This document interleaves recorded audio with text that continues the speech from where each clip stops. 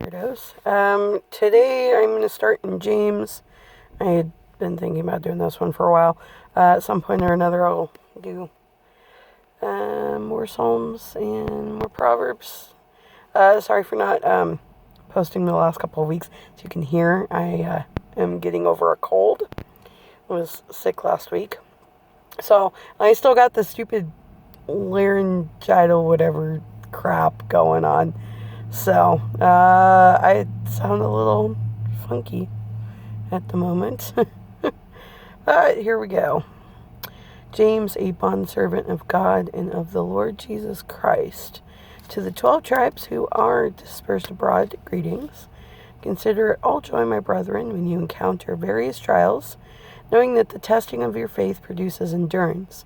And let endurance have its perfect result, so that you may be perfect and complete, lacking in nothing. But if any of you lacks wisdom, let him ask of God, who gives to all generously and without reproach, and it will be given to him. But he must ask in faith without any doubting, for the one who doubts is like the surf of the sea, driven and tossed by the wind. For the man ought not to expect that he will receive anything from the Lord, being a double-minded man, unstable in all his ways.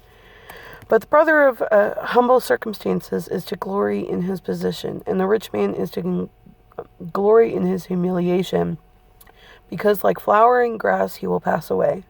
For the sun rises with the scorching wind and withers the grass, and its flower falls off, and the beauty of its appearance is destroyed. So too the rich man in the midst of his pursuits will fade away. Blessed is a man who perseveres under trials, for once he has been approved, he will receive the crown of life, which the Lord has promised to those who love him. Let no one say when he is tempted, I am being tempted by God, for God cannot be tempted by evil, and he himself does not tempt anyone. But each one is tempted when he is carried away and enticed by his own lust.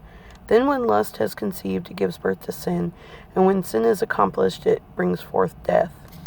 Do not be deceived, my beloved brethren. Every good thing given and every perfect gift is from above, coming down from the Father of lights, with whom there is no variation or shifting shadow. In the exercise of his will, he brought us forth by the word of truth, so that we would be a kind of first fruits among his creatures. This you know, my beloved brethren. But everyone must be quick to hear, slow to speak, and slow to anger. For the anger of man does not achieve the righteousness of God. Therefore, putting aside all filthiness and all that remains of wickedness, in humility receive the word implanted, which is able to save your souls. But prove yourselves doers of the word, and not merely hearers who delude themselves. For if anyone is a hearer of the word and not a doer, he is like a man who looks at his natural face in a mirror. For once he has looked at himself and gone away, he has immediately forgotten what kind of person he was. But one who looks intently at the perfect law, the law of liberty, and abides by it, not having become a forgetful hearer, but an effectual doer, this man will be blessed in what he does. If anyone thinks himself to be religious and does not bridle his tongue, but deceives his own heart, this man's religion is worthless. Pure and undefiled religion in the sight of our God and our Father is this: to visit orphans and widows in their distress, and to keep oneself unstained by the world. All right, thanks for listening, guys, to James 1. Y'all have a good night.